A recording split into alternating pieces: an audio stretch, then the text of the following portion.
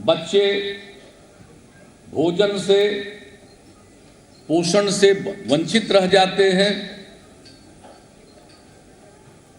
शराब लोगों के जीवन को बर्बाद कर रहा है। हम लोगों ने नई उत्पाद नीति बनाई और उसके चलते जो शराब अवैध रूप से बिकता था उस पर थोड़ा काबू पाया गया और नतीजा हुआ कि नई उत्पाद नीति के चलते राजस्व की प्राप्ति बढ़ी। कहाँ 200-300 करोड़ रुपए की आमदनी 400 करोड़ की होती थी, अब इस साल पहुँचते पहुँचते तो 4000 करोड़ तो सिर्फ एक्साइज में वैट वगैरह को जोड़ दीजिए तो 5000 करोड़ के करीब। लेकिन हम जहां कहीं भी जाते थे तो एक चीज महसूस करते थे कि शराब से लोग परेशान हो रहे।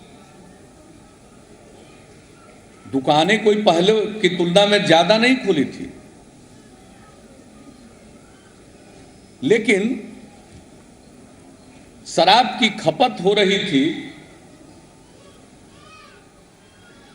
लोग अपनी आमदनी को बर्बाद कर रहे थे, अपनी आमदनी को बर्बाद कर रहे थे। अगर जगह जगह महिलाएं भी कुछ कमाती हैं, उनकी आमदनी को भी जबरदस्ती लेकर लोग शराब में बर्बाद कर रहे थे। और लोगों के मनोभाव से ये पता चलता था कि लोग शराब के खिलाफ हैं। मैं शराब के खिलाफ बहुत पहले से रहा हूं। मैं एक बात आपको बतलाना चाहता हूं। हमारे बहनोई थे,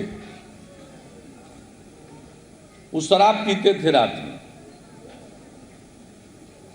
घर में सब लोग खिलाफ रहते थे। और आप जानते हैं हम तो सड़क पर थे,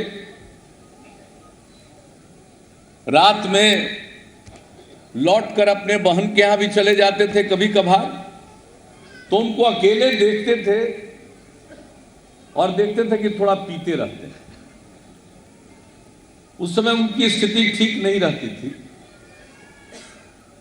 भरा पूरा परिवार, और उनको रात में अकेले पीने के बाद खाना पड़ता था। तो मैं चूंकि विलंब से पहुंचता था तो मैं उनके सांत्वना के लिए बैठा रहता था।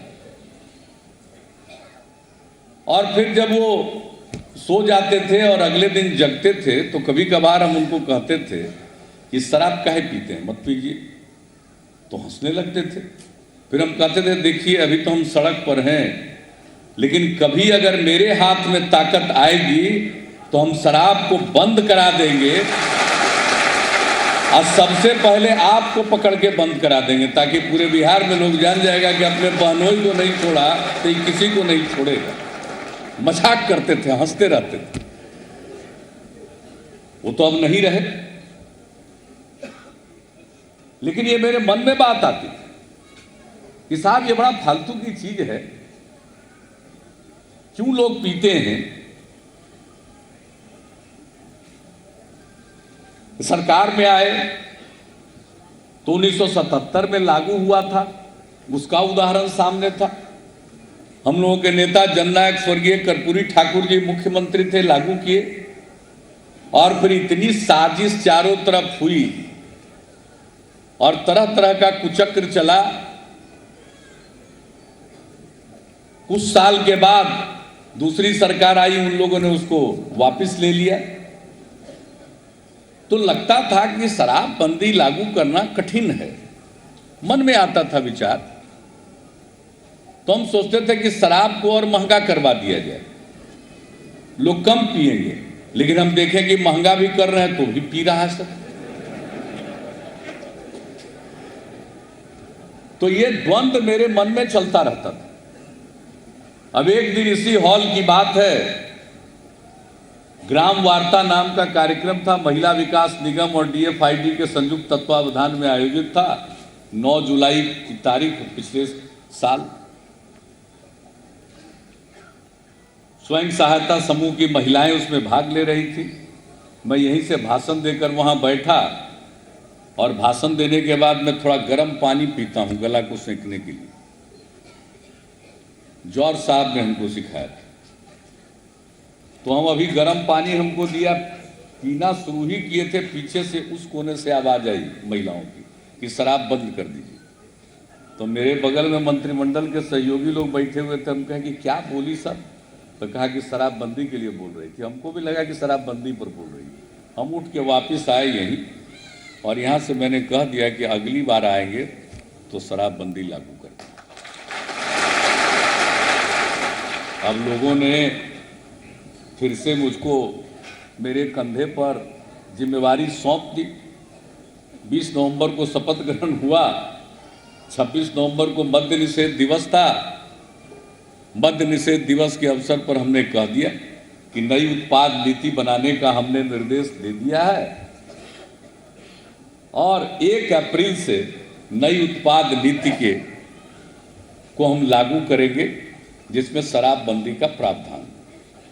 और तब से पूरी तैयारी हुई है, एक एक चीज की तैयारी हुई।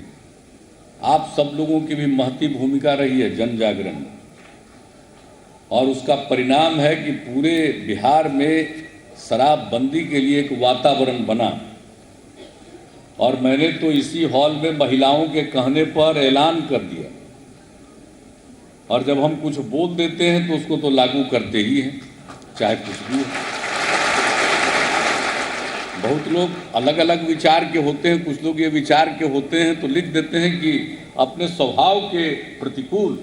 हम एक जगह पढ़ रहे थे, किसी ने लिखा था अंग्रेजी में कि अपने स्वभाव के प्रतिकूल ये तत्काल इन्होंने घोषणा कर दी। सोचते थे हैं लोग कि हम सोच समझ के बोलते हैं सोची समझ के, इसमें कोई शक नहीं। लेकिन उनको क्या मालूम है कि वर्षों से मेरे मन में ये द्वंद्व चल रहा है। हर चीज का समय आता है, वो समय आ गया था और द्वंद्व चल रहा था, कब करना है, कैसे करना है। ये जो द्वंद्व चल रहा था, उसी द्वंद्व पर पटाक्षेप हुआ, पीछे से लोगों ने आवाज लगाई और हमने कहा इसको लागू कर दें। ये विचार मंथन तो बहुत दिनों से चल रहा था। और जब शराबबंदी के लिए पूरे बिहार में वातावरण बनाने का अभियान शुरू हुआ तो लोगों की भागीदारी जबरदस्त हुई है। घर घर तक आप सब पहुंचे। 1,19,00,000 लोगों ने शपथ पत्र पर हस्ताक्षर किया है कि शराब नहीं पिएंगे। स्कूली बच्चों ने अपने अभिभावकों से शपथ पत्र भरवाया है, और 1,19,00,000 लोगों ने शपथ पत्र भर दिया कि नहीं पिएंगे, और दूसरों को भी प्रेरित करेंगे कि मत पियो। ये कोई मामूली बात नहीं, साधारण बात नहीं है। हमें तो 31 मार्च के 3-4 दिन पहले फिगर मिला था कि 7 लाख जगहों पर नारे लिखे गए। आज जो मुझको फिगर मिला है उसके हिसाब से 9 लाख के करीब, 5,000 कम, 9 लाख जगहों पर नारे लिखे गए। हम कल गए थे पूर्णिया, अररिया, तो सड़क मार्ग से भी जा रहे थे तो दीवार पर देख रहे हैं लिखा हुआ शराबबंदी के पक्ष में, शराब के खिलाफ में अभियान चला, तो व्यापक असर पड़ा। हम कल पूर्णिया में गए तो हवाई अड्डे से जो पूर्णिया जो अतिथि गृह है वहां तक जा रहे थे तो पूरे रास्ते अनेक जगहों पर महिलाएं फूल और माला लेकर के और प्ले कार्ड लेकर के कह रही हैं, समर्थन कर रही हैं कि बहुत अच्छा हुआ, बहुत अच्छा हुआ। तो महिलाएं तो खूब खुश हैं, बच्चे भी बहुत खुश हैं, लेकिन पुरुष भी खुश हैं। मैं यह देख रहा हूं, आखिर पीने वाले हैं कितने? वो तो बहुत कम है। नहीं पीने वाले बहुत ज्यादा हैं, वो सब भी बहुत खुश हैं।